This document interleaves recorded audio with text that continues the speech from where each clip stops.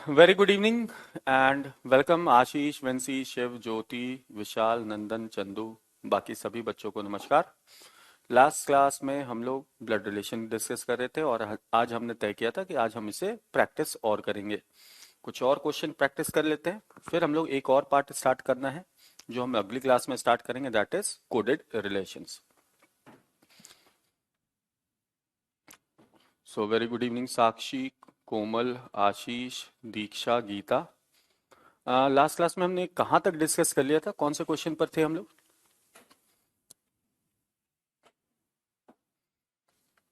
देखिए, मैं प्रैक्टिस साथ ही साथ कराता चल रहा हूँ ताकि आप लोगों को ना फिर प्रैक्टिस के लिए अलग से सोचने की जरूरत ना पड़े। मोहम्मद, इसकी वजह से आपको लग सकता है कि मैं बहुत स्लो चल रहा हूँ, बहुत ज्यादा क्लासेस ले रहा हूँ कुछ छोटे टॉपिक्स को कवर अप करने के लिए। Very good evening Mohammad, Kundan. 18 तक कर लिया था, यहीं से करना है। चलो, प्रीति। हाँ, अमित, वेरी गुड इवनिंग।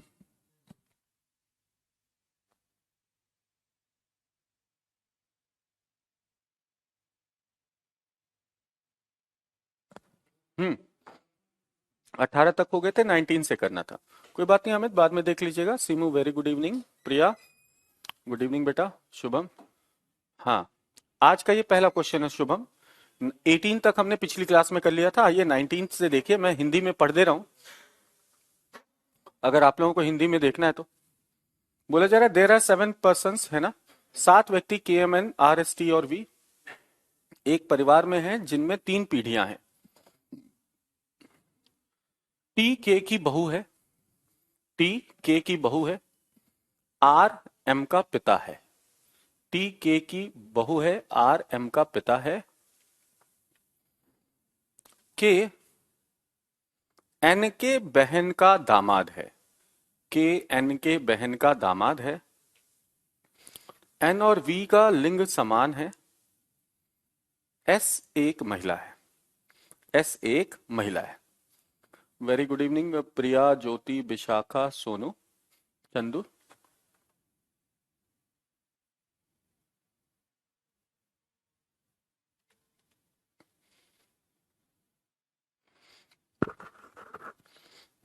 जी, नहीं, कभी कभी कुछ बच्चे ऐसे होते हैं, वो बोलते हैं सर बहुत ज्यादा पढ़ा दिया, 3-4 क्लासेस में ये टॉपिक हो जाने चाहिए थे। तो मैं तो थोड़ा अपनी तरफ से चलता हूँ। ठीक है, टॉपिक और उससे रिलेटेड जितने भी वैरायटी के क्वेश्चंस बन सकते हैं, थोड़ा कंसेप्ट, ताकि आपका एक कंसेप्ट ऐसा डेवलप हो जाए, आप किसी भी तरह के क्वेश्चन को डील कर सकते हैं।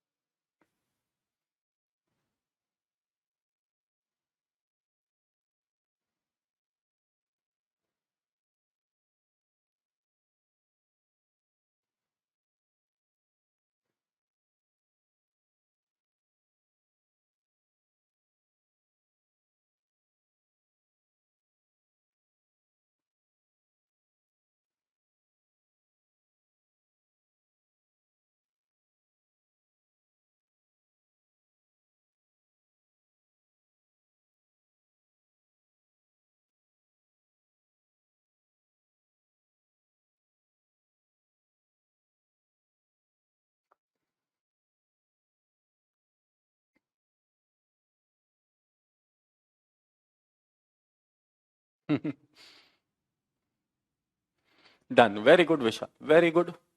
Ritika, very good evening. आइए चलिए जरा देखते हैं, इस क्वेश्चन को सॉल्व करते हैं, किस तरीके से सॉल्व करना है। बोला गया 7 व्यक्ति हैं और जनरेशन कितने हैं बेटा? 3 ही है। अब बोला क्या गया, I is daughter in law of K की बहू है कौन? आई। के की बहू, मैं अभी यहां लिख दे रहा हूं, के की बहू है। बहू मतलब बेटे की पत्नी होगी। बेटे की पत्नी होगी कौन? आई। सॉरी, टी, माफ कीजिएगा, T. T is daughter in law of K. T है ना, T. T is daughter in law K की बहू है T. R is father of M. R पिता है, किसका पिता है? एम का पिता है, एम का पिता है। K is son in law of sister of N. N की बहन का दामाद। तो ये रहा एन, एन की बहन और बहन का दामाद। दामाद कौन होगा? बेटी का पति, बेटी का पति। और वो कौन है? के है। कौन है बेटा? के। तो एन की बहन, बहन का दामाद, इनका दामाद, इनका दामाद मतलब इनकी बेटी का पति है के। और के की बहू कौन है? टी। के की बहू मतलब के बेटे की पत्नी टी होगी, के बेटे की पत्नी टी होगी। ठीक है, क्लियर? अब देखो क्या बोला गया, gender of N and V is same. N और वी का जेंडर समान है और एस फीमेल है। अब देखते जाओ, यहां समझना, चूंकि आर पिता है एम का और इसे हमें फैमिली में सेट करना है। कहां कर सकते हैं कि अगर हम एम को यहां रख दे और इसका पिता आर, यानी कि एम की मां का पति बना दे आर को, तो पिता हो गए, तो आर पिता हो गए। ठीक है, 7 जने होने चाहिए थे। देखो 1 2 3 4 5 6 और 7। ठीक है, ये हो गया। अब बोला गया S is a female. S क्या है? महिला है। अब देखो हमें एक पुरुष के लिए जगह बच रही है, एक महिला के लिए। इनमें से यदि एस महिला है तो एस को यहां रखना होगा, एस महिला हो गई। और आखिरी व्यक्ति बचा कौन? वी। तो बेटा वी यहां आ जाएगा। और देखो ये भी एक जानकारी है कि एन और वी का जेंडर सेम है। तो अगर वी पुरुष है तो बेटा एन भी पुरुष होगा। तो क्या ये हमारी फैमिली ट्री बन गई? अभी शुरुआत ही किया है वेंसी, अभी शुरुआत किया है।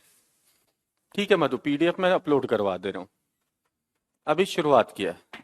पीडीएफ अपलोड तो हो रहा है मेरे ख्याल से, डेली क्लास का पीडीएफ तो अपलोड हो रहा है, पीएनजी अपलोड हो रहे हैं। यस और नो? डेली क्लास के पीएनजी अपलोड हो रहे हैं? यस और नो?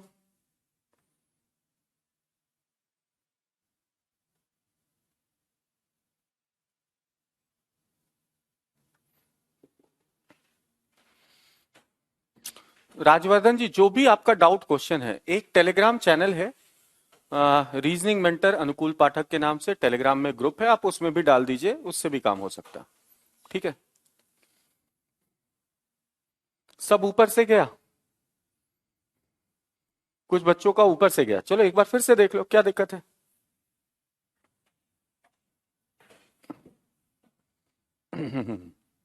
ध्यान से देखो। फिर से बता रहा हूं, ध्यान से देख लो।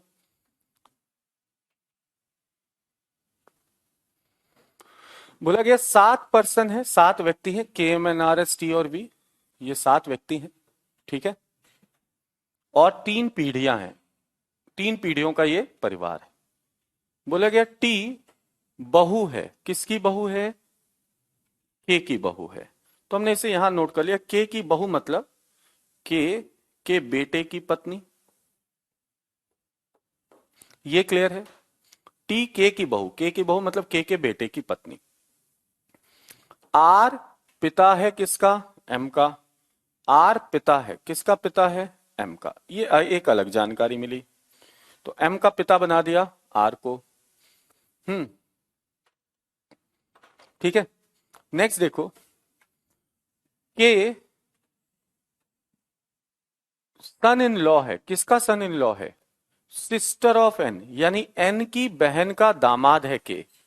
एन की बहन का दामाद, ये रहा एन, ये रही एन की बहन और इसका दामाद। दामाद मतलब बेटी का पति, तो इसकी बेटी और बेटी का पति। ये पति कौन है? के है। बेटी का पति कौन है? के है।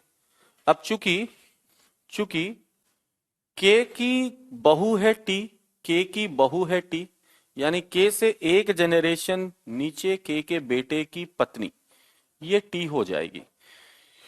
के बेटे की पत्नी, ये टी हो जाएगी। सीन समझ में आ रही बात? सभी बच्चों को? सर टाइमर के साथ क्वेश्चन सॉल्व नहीं हो पाता है, और आ भी रहा हो तो टाइमर देखकर दिमाग, यही तो अभी करना है बेटा, यही काम करना है। ये अभी से टाइमर लगा कर कीजिएगा, यानी माइंड में प्रेशर लीजिएगा, धीरे धीरे प्रैक्टिस लीजिए कीजिएगा, तो ये सही हो जाएगा। पहले तो कोशिश करें बिना टाइमर के क्वेश्चन सॉल्व करें और फिर धीरे धीरे टाइमर लगा कर करें। यहां तक समझ में आया? कोई दिक्कत नहीं? शिवचरण ओके है? चलो बहुत अच्छी बात है, शिवचरण कह रहे हैं। बाकी जितने बच्चों को समझ में नहीं आया, धनंजय गुड इवनिंग, बाकी बच्चे भी बताएं। यहां तक क्लियर है ना? यहां तक सभी को क्लियर है बच्चे?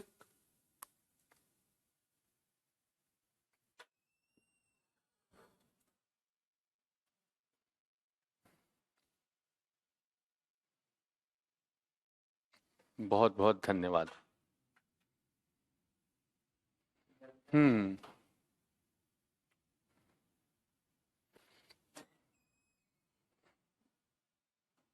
हाँ, अब देखो आगे बढ़ते हैं।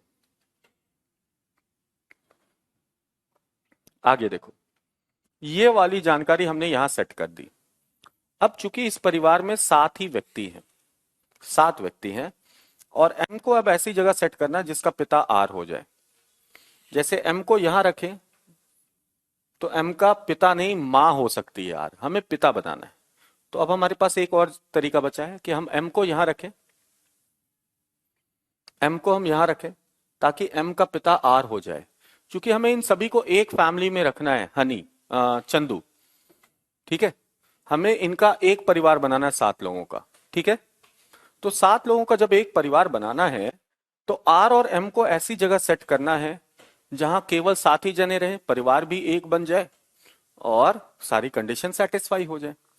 तो अगर हमने एम को यहां रखा और एम का पिता तो नहीं, आर तो मां हो जाएगी, क्योंकि एम का पिता फिर ये के बन जाएगा, हमें आर को बनाना है, ठीक है। तो इस वजह से हम एम और आर को यहां नहीं रख सकते। अब एक ही रास्ता बचता है कि अगर हम एम को यहां रख दें और एम का पिता, ये तो मां होगी यानी इनका हस्बैंड, अगर हम आर को बना दें तो एम का पिता आर हो जाएगा। और कुल 7 जने ही रहने चाहिए। गिनो तो, 1 2 3 4 5, एक के का बेटा 6 और एक T 7। Thank you very much Shivcharan. कुल 7 जने ही होंगे, समझ रहे हो ना? चलो, तो 7 जनों का परिवार हमने बना दिया है। अब देखो, एस के बारे में जानकारी दे दी कि एस एक महिला है। अब देखो, हमारे पास 2 ही जगह बच रहे हैं एस को पुट करने के लिए। यहां पुरुष आएगा तो एस तो यहां संभव नहीं क्योंकि एस महिला है। तो महिला चूंकि एस है, तो देखो यहां आने वाली महिला है, इसका मतलब एस को हमें यहां रखना होगा। और अगर एस यहां है तो बेटा आखिरी व्यक्ति जो बचा वी, वी यहां आ जाएगा। और बेटा वी के आते ही एन और वी का जेंडर सेम बताया गया है, तो चूंकि वी मेल है तो एन भी मेल होगा, एन भी मेल होगा। बोलो ये समझ में आया बच्चों? यहां तक तो कोई दिक्कत नहीं? हम्म। तो 7 जनों का परिवार हमारा बन गया। अब आओ क्वेश्चन देखो, क्वेश्चन में तो कोई दिक्कत ही नहीं होगी। How is R related to V? R कौन है वी का? आर कौन है वी का? How is R related to we?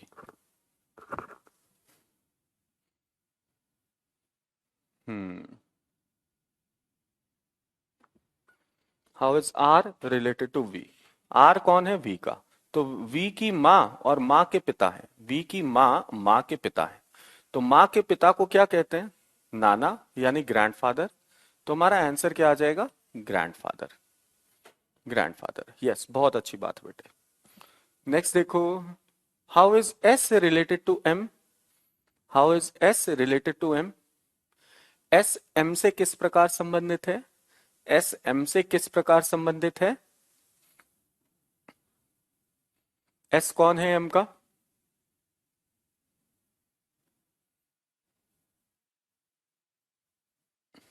कोई बात नहीं अंकित, एस कौन है एम का? तो एम, एम की माँ है एस, एम की माँ है एस, मदर। एम की माँ है बेटा, के की सास है, एम की माँ है। तो आंसर मदर करना, ठीक है क्या? S is mother of M. Jyoti mother in law नहीं, मदर इन लॉ सास को बोलेंगे, ठीक है। हमेशा ध्यान में रखना एक बात, ये ध्यान रखना, जिसका नाम पहले होता है ये कौन है? ये जानना है होता है हमें। यानी एस कौन है, तो हम एम से एस की ओर चलेंगे, ठीक है। एम से एस की ओर चलेंगे, तुम्हारा आंसर आएगा माँ। नेक्स्ट नेक्स्ट देखो।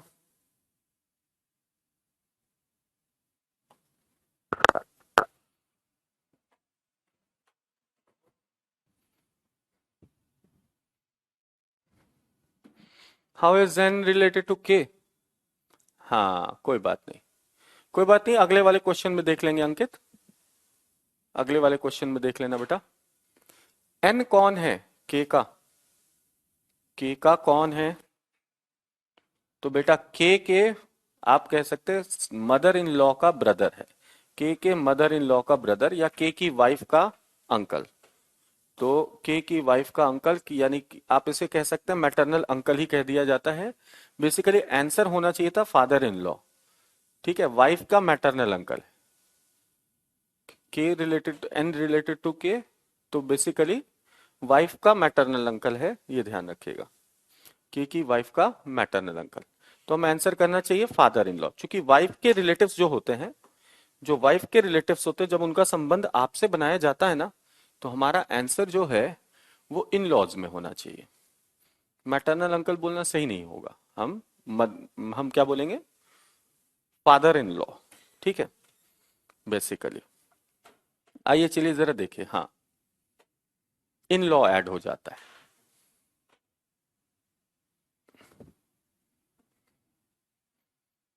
ये वाला क्वेश्चन देखो, ये वाला क्वेश्चन देखो।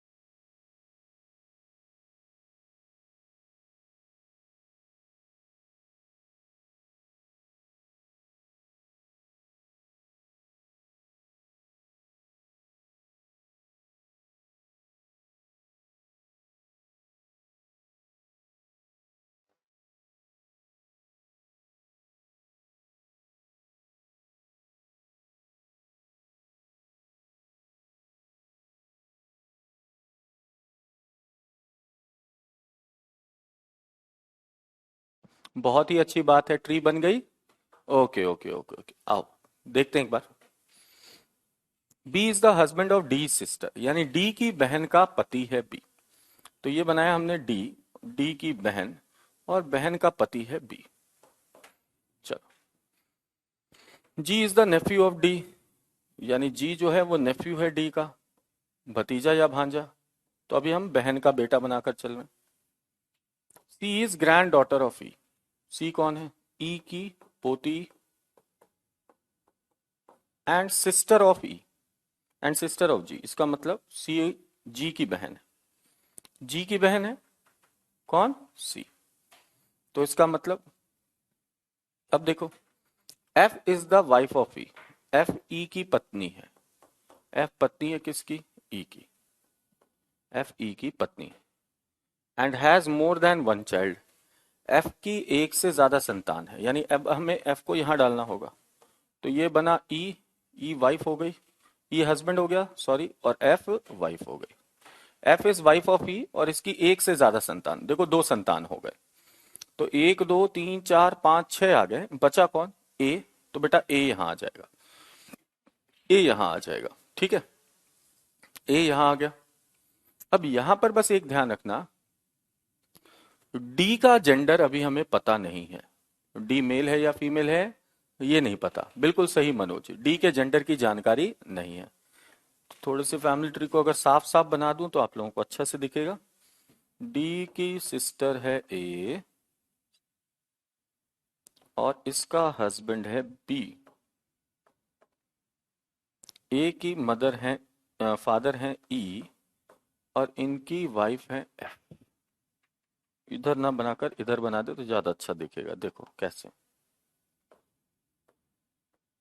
इनकी वाइफ है एफ, और ए का सन है जी, और डॉटर है सी।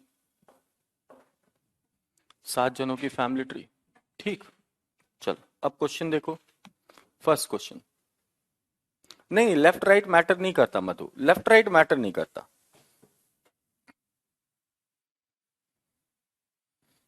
लेफ्ट राइट ज्यादा मैटर नहीं करता। हाँ कोई दिक्कत नहीं, आंसर सेम आना चाहिए। देखो पहला क्या है, how is A related to E, how is A related to E. A कौन है भाई? ई का। ए कौन है? डॉटर।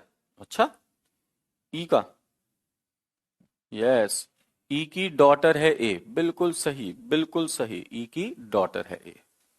तुम्हारा आंसर डॉटर हो जाएगा। अभी नहीं है महेंद्र, थोड़ा सा रुक जाओ भाई, बाइलिंगुअल अब आपको मिलेगा। मैं कुछ एडिशनल मैटर करा रहा हूँ, वो एडिशनल मैटर बाइलिंगुअल अभी नहीं है। जो रेगुलर मैटर जो था बेसिक क्वेश्चंस के, वो बाइलिंगुअल मिल जाएंगे। मैं इसके अपार्ट, यानी बेसिक के अपार्ट कुछ एडिशनल करा रहा हूँ, वो अभी बाइलिंगुअल नहीं हुआ है महेंद्र। तो जिन बच्चों को बाइलिंगुअल की जरूरत है, तो फिर क्या हो जाएगा ना, मैं रेगुलर मैटर कराने लगूंगा। रेगुलर मैटर में क्या हो जाएगा कि फिर आपके इतने अच्छे अच्छे क्वेश्चन शायद उसमें ना मिले। तो ये कुछ एडिशनल मैटर हैं फिलहाल, इसको कराने के लिए मुझे उसकी जरूरत पड़ रही। हिंदी अभी ये नहीं हुआ है, हिंदी करना पड़ेगा इस पर। How is D related to C? If E has only one daughter, यदि ई की केवल एक बेटी है तो डी कौन है? ई की अगर एक ही बेटी है तो डी को बेटा होना पड़ेगा। फिर ई की अगर एक ही बेटी है तो डी को बेटा होना पड़ेगा, है ना। और डी को अगर बेटा होना पड़ा ई का, तो हमें सी से जाना है डी पर। तो सी से जब हम जाएंगे डी पर, तो सी की माँ का भाई बन जाएगा डी, और मामा बन जाएगा।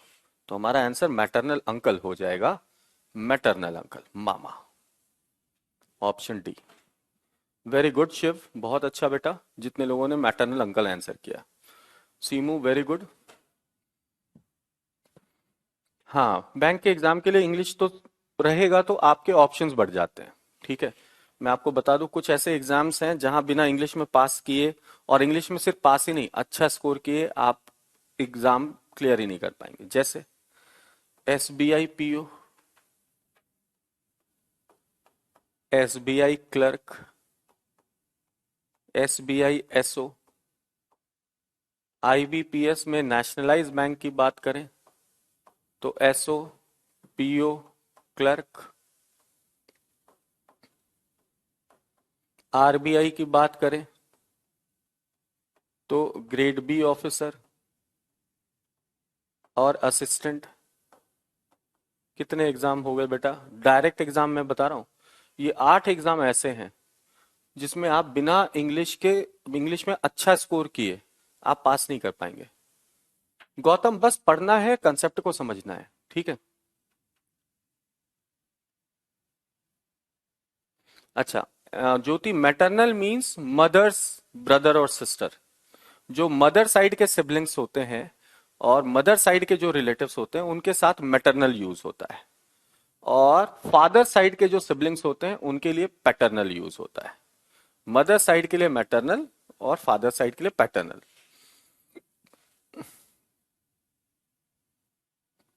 हाँ, बिल्कुल बिल्कुल बिल्कुल। ये देखो, हिंदी मीडियम और इंग्लिश मीडियम ना थोड़ा सा ना हमारी साइकोलॉजी में है, ठीक है? साइकोलॉजी है हमारी, इंग्लिश और हिंदी। आपने ये सोच लिया है हमें नहीं आएगा तो नहीं आएगा, कोशिश करेंगे तो आने लगेगा, ठीक है?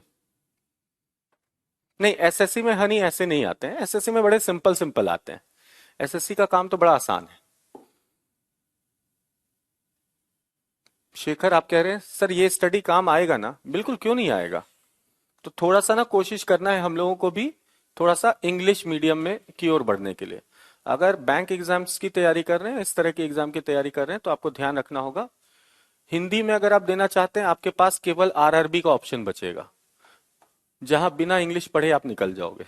अदरवाइज आपको इंग्लिश पढ़ना पड़ेगा। अच्छा, यहाँ दो दो ज्योति हैं, बिल्कुल बिल्कुल बिल्कुल।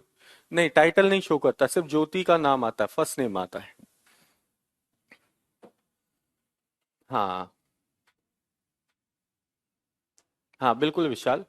ब्लड रिलेशन में हिंदी ज्यादा डिफिकल्ट है। नहीं, कुछ बच्चों को हिंदी इजी भी लगता है। सर कोई कहता है एसएससी टफ है बैंक से ज्यादा। देखो, दो चीजें प्रियंका, कोई भी एग्जाम जो होता है ना, कॉम्पिटिटिव एग्जाम, कॉम्पिटिटिव, मैं हिंदी मीडियम से हूँ, मैं केंद्रीय विद्यालय का पास आउट हूँ, ठीक है? तो मैं ना हिंदी हूँ ना इंग्लिश हूँ, आप कह सकते हो। कुछ चीजें मैंने इंग्लिश में पढ़ी है, कुछ चीजें हिंदी में पढ़ी है। तो ना प्योरली हिंदी मीडियम ना प्योरली इंग्लिश मीडियम।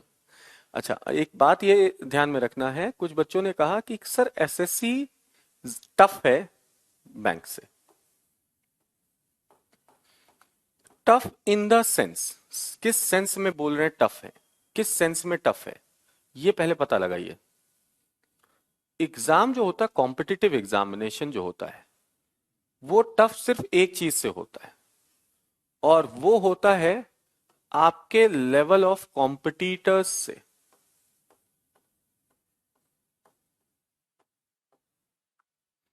अगर आप लेवल ऑफ क्वेश्चन की बात करें ना बेटा, तो एसएससी के किसी बच्चे को जरा बैंक का पेपर दे देना, प्री और मेंस दोनों का, अपने आप पता चल जाएगा, ठीक है?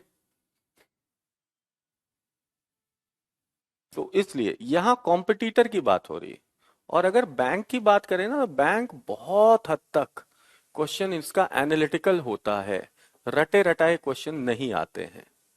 एसएससी में रटे रटाए क्वेश्चन आते हैं, एसएससी में रिपीटिशन होती है, एसएससी का सिलेबस ज्यादा है। अब ये कह सकते हैं आप, सिलेबस के पॉइंट ऑफ व्यू से एसएससी बड़ा है, बैंक छोटा है। डेप्थ के पॉइंट ऑफ व्यू से बैंक ज्यादा है, एसएससी कम है, ठीक है? लेकिन इन दोनों से ही ना कंपटीशन डिसाइड नहीं होता, कंपटीशन असल डिसाइड होता है। असल कंपटीशन जो डिसाइड होता है, वो डिसाइड होता है कॉम्पिटिटर्स का लेवल कैसा है, कितने बच्चे एग्जाम दे रहे हैं, कितने मेहनत से पढ़कर एग्जाम दे रहे हैं। हम्म। तो देखिए, ज्योति का भी इंटरमीडिएट है हिंदी से, ठीक है? हम्म। इसलिए ये मत सोचो। आ जाओ, how is G related to E, इस क्वेश्चन पर आओ। जी कैसे रिलेट करेगा ई से? जी कौन है? ई का तो बेटी का बेटा है, बेटी का बेटा grand son, grand son, grand son, तो हमारा आंसर ग्रैंड सन होगा। आ जाओ नेक्स्ट क्वेश्चन देखो। हम्म। हाँ, एसएससी में कंपटीशन ज्यादा है इसलिए वो टफ है, और कोई रीजन नहीं। बैंक में जल्दी सिलेक्शन है, बैंक में, एसएससी और बैंक में बस फर्क यही हो जाता है अब मैं आपको बताऊं, अभी आज आज की बात बता रहा हूं। आज जो है वो एसएससी का एक नोटिफिकेशन आया है, और नोटिफिकेशन ये आया है कि एसएससी का जो 2021 का एग्जाम होना था वो अप्रैल 2022 में होगा। प्री अप्रैल 2022 से अब ये शुरू हो रहा है। तो जो 21 का एग्जाम था वो 22 में शुरू हो रहा है, अभी खत्म कब तक होगा भगवान मालिक है। लेकिन मैं आपको बता दूं, 2021 के बैंक के जितने एग्जाम होने थे सारे हो चुके हैं। और अब मैं आपको बता दूं कि आपको इंटरव्यू भी हो गया है आईबीपीएस पीओ का। 2021 आईबीपीएस पीओ का इंटरव्यू हो चुका है। इंटरव्यू खत्म हो गया, अब रिजल्ट आने वाला है।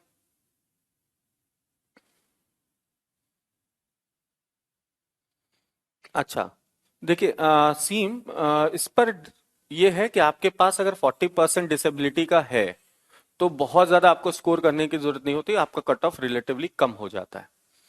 ठीक है। एसएससी सीएचएसएल के स्किल टेस्ट का 2019 का रिजल्ट अभी आया है। अब ये सुनिए, 22 चल रहा है और 19 का रिजल्ट आ रहा है। तो अब आप समझ ही सकते हैं उसकी वजह से क्या हो जाता है ना, बच्चे बढ़ जाते हैं। अब जो बच्चों को 19 में सिलेक्शन लेकर निकल जाना चाहिए था वो 22 तक इंतजार कर रहे हैं, और कोई भी एग्जाम की सर्टेनिटी होती नहीं है।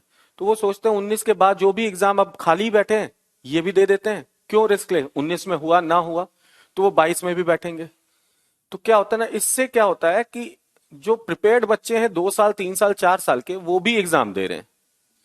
कोई बुक की जरूरत नहीं है। श्रुति बन गया छवि, वेरी गुड वेरी गुड। कोई बुक की जरूरत नहीं है आपको।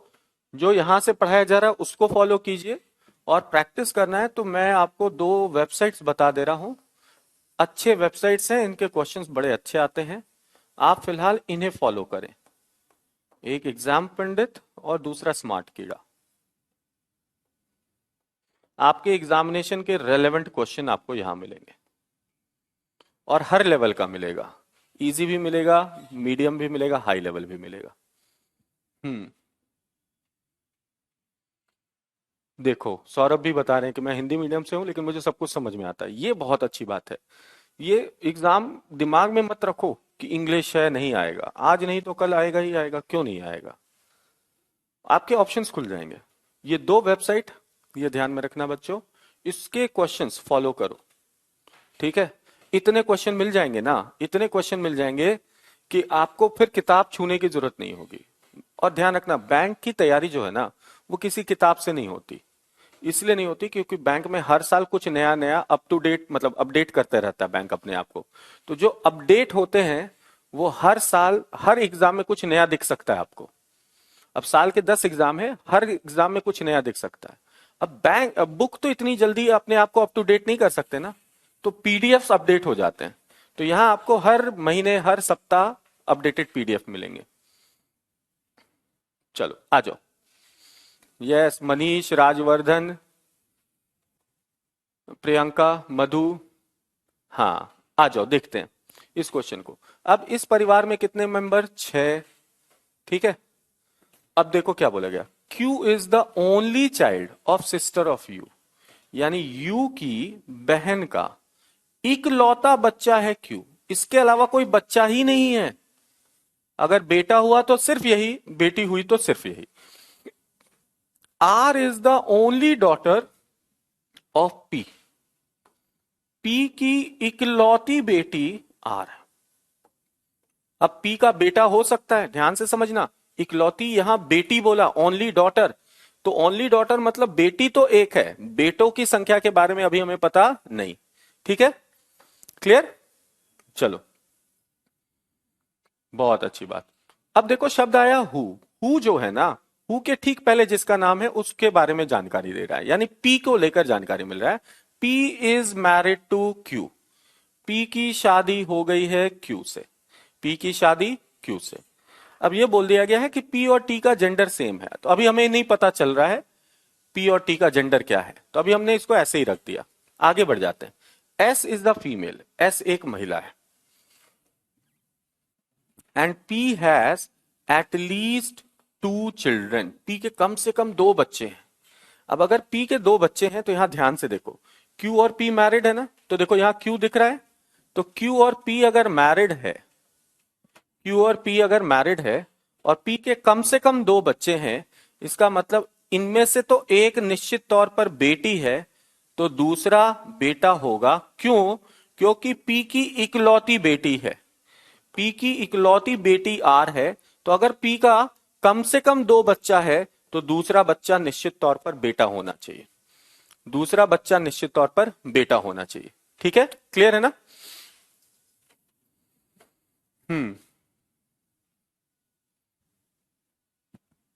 चलो अब देखो, T is not a female, T एक महिला नहीं। अब हमारे परिवार में छह ही सदस्य थे, देखो तो छह आ गए, एक दो तीन चार पांच छह।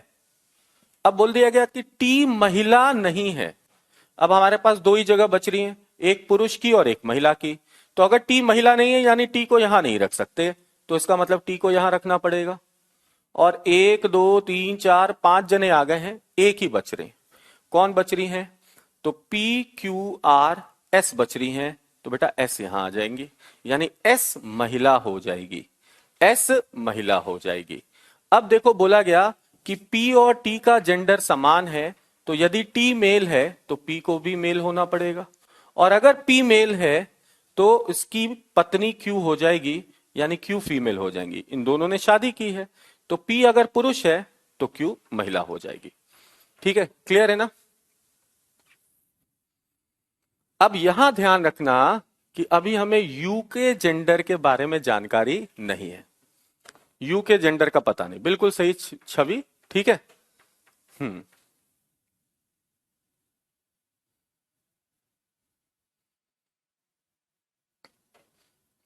यू का जेंडर पता नहीं, चलो अब क्वेश्चन पर आ जाओ।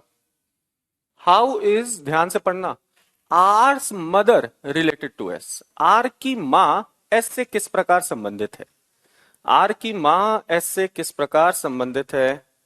How is R, R's mother related to S, R की मां एस से किस प्रकार संबंधित है?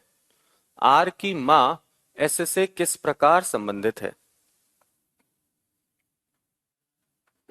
आर की मां एस से किस प्रकार संबंधित है? तो आर की मां जो है वो एस की क्या लगेगी? ये रही आर की मां और ये एस की बेटी है, एस की बेटी है, तो हमारा आंसर बेटी होगा, बेटी यानी डॉटर। बिल्कुल सही बच्चों, आंसर डॉटर होगा। नेक्स्ट देखो, how is P related to T? How is P related to T? How is P related to T? P T से किस प्रकार संबंधित है? पी टी से किस प्रकार संबंधित है? पी कौन है भाई टी का?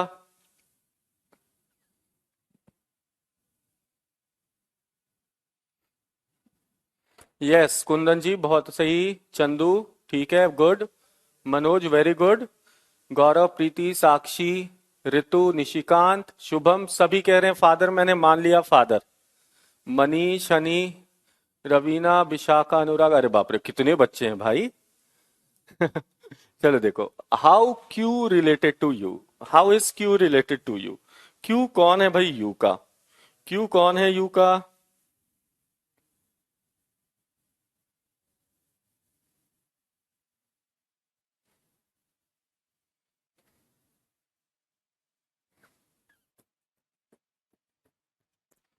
क्यू कौन है यू का? How is Q related to you?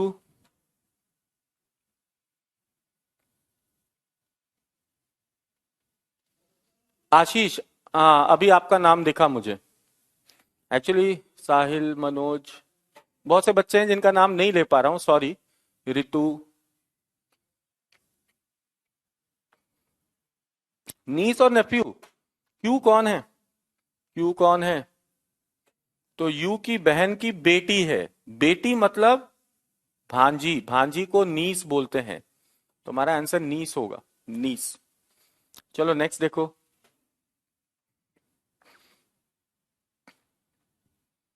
Next देखो।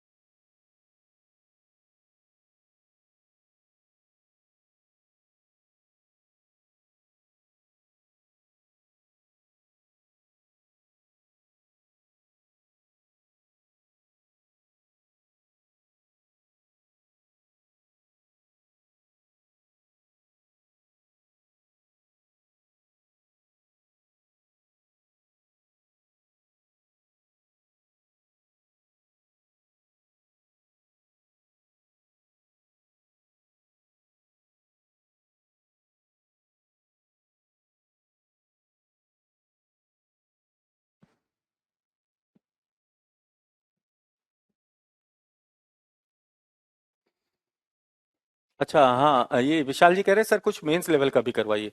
देखिए, मेंस लेवल में ब्लड रिलेशन अकेले में कोई क्वेश्चन मेंस लेवल का वैसा नहीं बनेगा जैसा आप सोच रहे हैं। ठीक है विशाल जी, मेंस में भी इस तरह के क्वेश्चन आते हैं। बस फर्क ये होता है कि यहाँ आपको 5 की बजाय केवल 2 प्रश्न पूछे जाएंगे। अगर आप प्रीवियस ईयर पेपर उठा के देखोगे ना तो मेंस में भी आपको इस तरह के क्वेश्चन दिखेंगे। 2 क्वेश्चन वहां मिल जाएंगे, 2017, 18, 19 तीनों में पूछा गया है ब्लड रिलेशन से मेंस में। और इसी टाइप का क्वेश्चन मिलता है, यानी जानकारियां डायरेक्ट की बजाय थोड़ा सा घुमाकर इनडायरेक्ट दी जाती हैं। अब अगर बात करते हैं, ये जो टॉपिक है इसको अदर टॉपिक्स के साथ मिक्स करके भी क्वेश्चन बनाए जाते हैं, जिसे हम लोग बोलते हैं, जैसे ब्लड रिलेशन को मिला दिया जाता है सिटिंग अरेंजमेंट के साथ, या ब्लड रिलेशन को मिला दिया जाता है पजल के साथ, तो मेंस का अच्छा क्वेश्चन बन जाता है। ये हम लोग जब सिटिंग अरेंजमेंट पढ़ेंगे तो वहां पर भी ये पढ़ेंगे, इन दोनों को मिक्स, और पजल के साथ भी इनका मिक्स पढ़ेंगे, दोनों पढ़ेंगे बेटा। हाँ, चंदू ले सकते हो लेकिन पैसा ज्यादा बर्बाद क्यों करोगे। हम्म, चलो देखो, there are 6 members PQRSTU in the family of 3 generation. ध्यान रखना है, मेंबर 6 हैं और जनरेशन 3 है। Each of them is married, हर कोई शादीशुदा है, हर कोई शादीशुदा है। अब देखो, अगर हर कोई शादीशुदा है यानी ऐसा कुछ बनेगा, ऐसा ही कुछ बनेगा।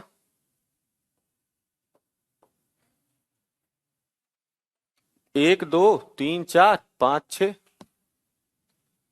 हम्म, ठीक है। अब देखो क्या हुआ, बोला गया P is mother in law of R. P R की सास है। आर की सास मतलब आर ने जिससे शादी की उसकी माँ है पी। आर की चीज से शादी हुई उसकी माँ है पी। अब चूंकि हर कोई मैरिड है यानी पी की भी शादी हुई होगी, पी की भी शादी हुई होगी। Q is father of S, S का पिता है क्यू, एस का पिता है Q. Who is not married to R, मतलब क्यू जो है वो एस जो है वो आर से मैरिड नहीं है।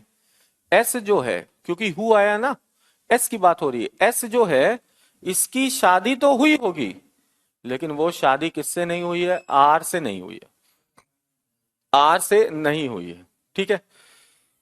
अब देखो, है तो 3 ही पीढ़ियां। अब क्यू को हम यहां रखते बेटा, क्यू को यहां रखते तो क्यू के एक जनरेशन नीचे एस को रखना पड़ता और एस और आर मैरिड कपल हो जाते। इसका मतलब क्यू अगर यहां नहीं आएगा तो क्यू को यहां रखना होगा, और क्यू फादर है किसका, एस का। अब तीसरा मैरिड कपल कौन है, एस भी है। तीसरी मैरिड कपल एस भी है, 6 ही तो लोग हैं। तीसरे मैरिड कपल एस होंगे। अब अगर क्यू मेल तो आर फीमेल। अब बोल दिया T is not married to S, S से टी की शादी नहीं हुई तो पी की हुई होगी। ठीक है, clear. And you is a male member, you क्या है, पुरुष। तो जो छठा व्यक्ति बचा वो यू है, और यू पुरुष है, इसका मतलब एस महिला होगी। यू पुरुष है तो एस महिला होगी। और लास्ट में देखो ना, बोला गया जेंडर ऑफ पी और एस इज सेम, पी का भी फीमेल एस का भी फीमेल। बन गई फैमिली ट्री, बन गई फैमिली ट्री। ठीक है, चलो क्वेश्चन देखो, how is P related to S, how is P related to S. Question को ध्यान से पढ़ना है, क्या क्या जानकारियां मिली। लोग 6, 3 पीढ़ियां, और हर कोई शादीशुदा। शादी होगा मतलब 2-2 जन तो पीढ़ी में होंगे ही। अब कुल 6 हैं, इसका मतलब पहली जनरेशन में भी 2, दूसरी में भी 2, तीसरी में भी 2, और ये तीनों तीनों कपल होंगे।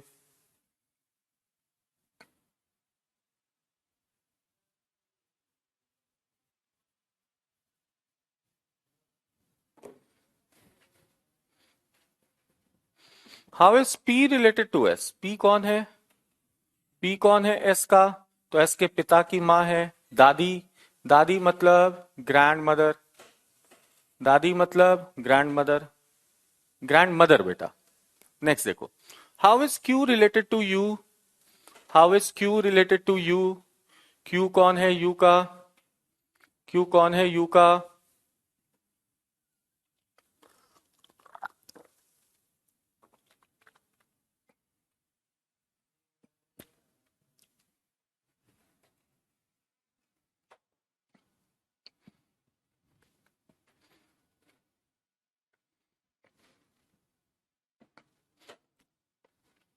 Father in law.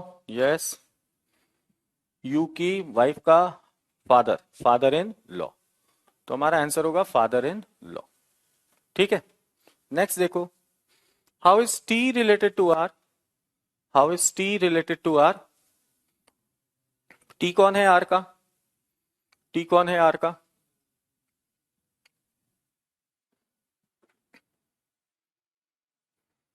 How is T related to are?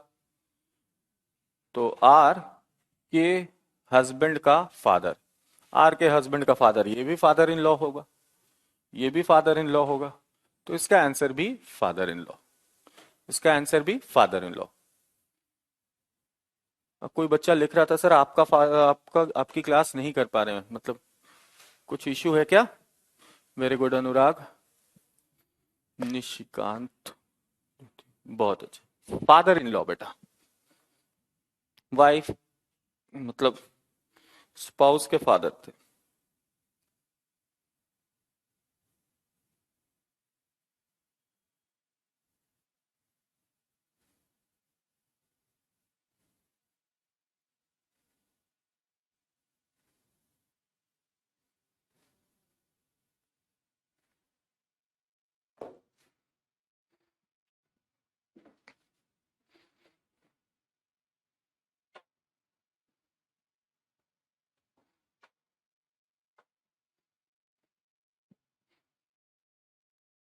Shekhar, हाँ, हम वो शेखर, अच्छा शेखर लिख रहे थे, मेरे कमेंट्स आप नहीं पढ़ पा रहे हो। इस समय बीएससी एग्रीकल्चर के सेमेस्टर एग्जाम चल रहे हैं, उसका प्रिपरेशन कर रहे हैं। अच्छा अजय नहीं देख पा रहे, कोई बात नहीं बेटा, बाद में रिकॉर्डेड वीडियोस देख लो, अभी आप अपने टारगेट एग्जाम को की तैयारी करो। शेखर सॉरी, आपने जो लिखा होगा वो नहीं पढ़ पाया मैं, एक्चुअली क्या ना, कमेंट्स कभी कभी बहुत जल्दी चले जा रहे हैं।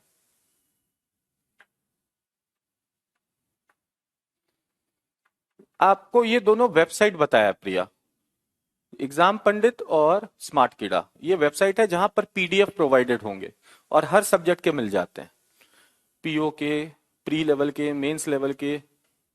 ठीक है, thank you very much Om for your positive feedbacks.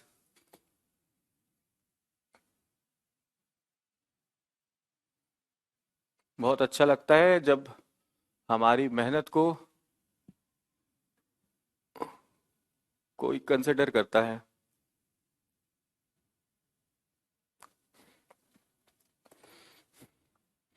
आ जाइए देखो, बोला गया देर आर 6 मेंबर्स,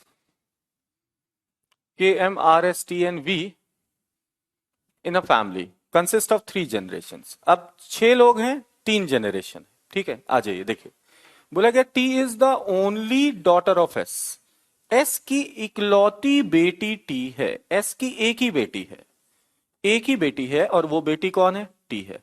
ध्यान रखना, बेटी एक है, बेटी एक है, और बेटे कितने भी हो सकते हैं? बेटी एक है, बेटे कितने भी हो सकते हैं। ठीक है, चलिए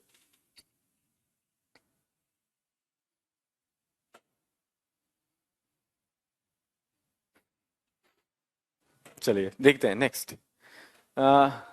we and K are children of M, V and K are children of M. V और के किसके बच्चे हैं? एम के बच्चे। अब एम के 2 बच्चे हैं, एक वी और एक K. Gender of M and R is same, अभी एम और आर का जेंडर सेम है, इसको छोड़ देते हैं, इसको बाद में देखा जाएगा। S is the only son of R, S जो है वो आर का इकलौता बेटा है, यानी आर एस टी, इनका तो क्रम बन गया। आर का इकलौता बेटा है एस, और एस की इकलौती बेटी है टी, एस की इकलौती बेटी है टी। यानी आर की बेटियां संभव हैं और एस के बेटे भी संभव हैं। ठीक है, चलिए ध्यान से समझिएगा मेरी बात को। S has more than 2 children, S के 2 से अधिक बच्चे हैं। अब चूंकि एस के 2 से अधिक बच्चे हैं, यानी 3 मिनिमम ले ले, तो अगर एस के 3 बच्चे हैं और जाहिर सी बात है बेटी एक ही है, तो बाकी 2 को बेटा मानना पड़ेगा, बाकी 2 को बेटा मानना पड़ेगा। ठीक है, क्लियर है। और हमें बताया गया एम के भी 2 बच्चे हैं, वी और के।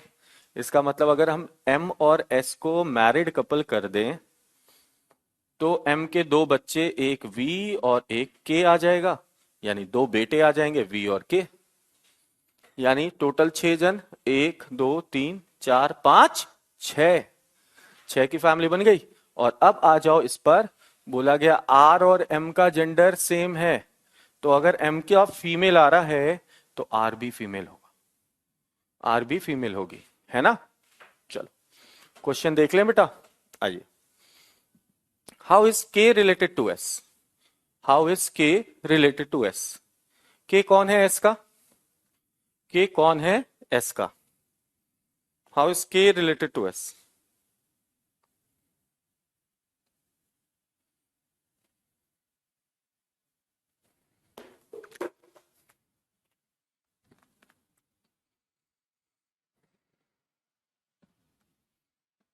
सन, yes R is female, very good Ankit, ये आपसे पहले बन गया, बहुत अच्छी बात है। Son, very good Shubham, son. How is K related to S, S का बेटा है के, बिल्कुल सही। नेक्स्ट क्वेश्चन देखो, how is V related to R, how is V related to R. V कौन है बेटा आर का, वी कौन है आर का, वी कौन है आर का,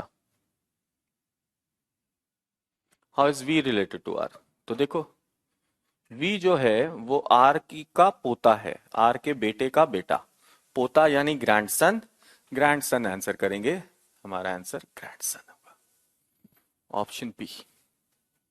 ठीक, okay. Now how is T related to M, T कौन है एम का, टी कौन है एम का, how is T related to M. तो भाई टी एम की बेटी है, एम की बेटी है। क्या सौरभ क्या पूछ रहे हैं आप, एम की बेटी है टी, बेटी है, डॉटर। तो तीसरे क्वेश्चन का आंसर डॉटर। सौरभ आपने क्या पूछा मैं देख नहीं पाया।